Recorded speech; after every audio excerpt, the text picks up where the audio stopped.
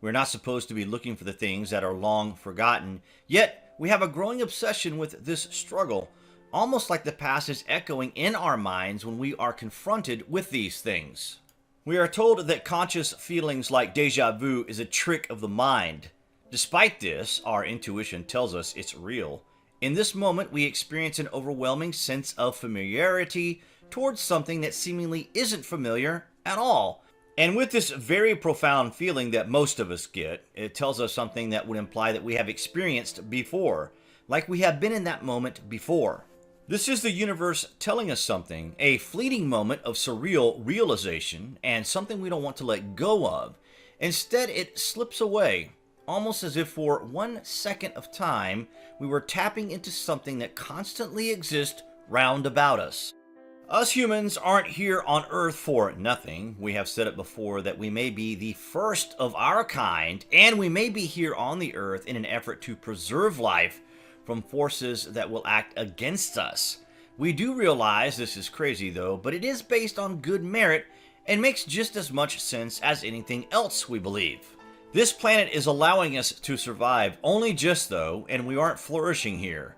We are not fulfilling our true potential as beings of the universe. Nowhere near it. And we sense something like déjà vu. These are part of the senses that are being denied. Think about our presence on the earth. We get sick, we get allergies, we break, we crack, we burn, we lose our sight, we are stressed, we have strange diets, we tire very easily, we forget about things, and above all else, we are aging far too rapidly. When we see an old person, we think, long life, great. But we are wrong. We are convincing ourselves that 80 or 90 years is long, when in actual fact, the historical and religious texts are telling us that in the before time, we lived well into the hundreds, and in cases of kings and queens, thousands of years. It does overwhelmingly suggest that either something happened here on Earth to change our environment, or that we came from somewhere else and arrived on the earth, the Ark of Noah being the vessel that saved us as a species, and the Great Flood being an event open to interpretation.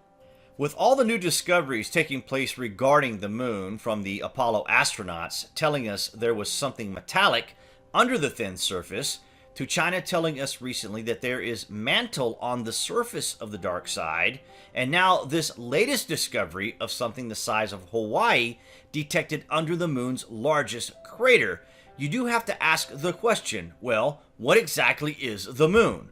Wait till you hear this. A strange little phenomenon that is taking place right inside our own conscious thinking is this. Anything that is present and that has been present since our existence here shouldn't be questioned.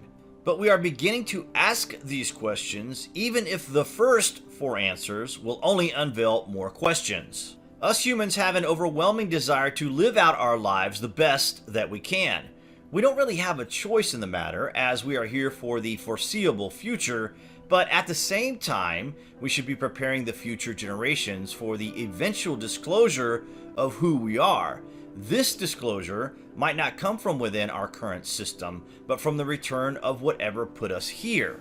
It is a strange thought, we know, but isn't it even more strange to think we were always here on the earth without any interference from other beings? Of course, we know there are other beings, the gods, so it would seem inevitable that they would return one day, and probably within their lifespans. The moon is completely anomalous, bigger than Pluto, which itself has many moons.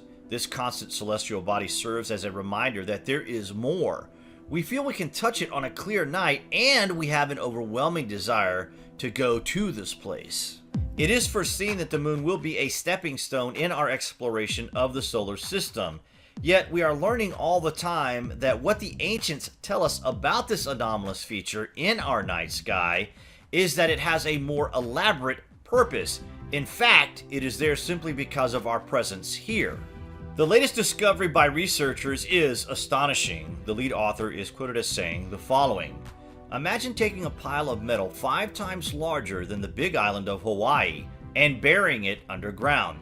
That's roughly how much unexpected mass was detected. When we combined that with lunar topography data from the Lunar Reconnaissance Orbiter, we discovered the unexpectedly large amount of mass hundreds of miles underneath the South Pole Aitken Basin. One of the explanations of this extra mass is that the metal from the asteroid that formed this crater is still embedded in the moon's mantle. The dense mass, whatever it is, wherever it came from, is weighing the basin floor downward by more than half a mile. Computer simulations of large asteroid impact suggest that, under the right condition, an iron-nickel core of an asteroid may be Aitken into the upper mantle, the layer between the moon's crust and core, during an impact.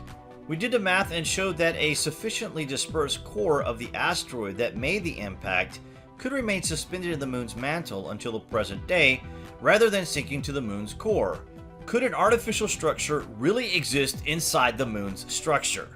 In 1970, two Soviet astronomers had been studying the satellite and theorized that it was likely a hollow moon put in place by a highly advanced extraterrestrial race. Their theory was based on these observable anomalies, claiming the moon was an artificial shell that had been inhabited internally for years. While it might seem far-fetched that we are being surveilled by an extraterrestrial race on the moon, or that a hollow moon may have been intentionally placed in Earth's orbit as a secret moon base, there are a plethora of inexplicable facts about its relationship with Earth. To this day, there are several theories that attempt to explain how the moon ended up orbiting our planet, though none have been absolutely accepted, leading many to believe that the moon is a spaceship. Without the moon orbiting precisely where it is, it's possible that life on Earth wouldn't exist, or at least wouldn't have evolved to the point that it has. In fact, it is estimated that less than 10% of all terrestrial planets in the universe have an Earth-to-Moon ratio like ours, which provides the stability that is necessary to maintain a climate that can harbor life. The size of the moon is such that it affects our axial tilt, or the way that the Earth wobbles on its axis, changing by a single degree over the course of thousands of years. This relegation to 1 degree of movement is necessary for climate stability. Without the moon's balance, the Earth could tilt as much as 85 degrees every million years or so, causing drastic changes. This would adjust the orientation of the Earth to the Sun so significantly that the Sun would shift to be situated directly over the poles rather than the equator where it currently is. Life could not survive during such radical shifts. That's all from us for the moment, guys. We do hope you have enjoyed this video.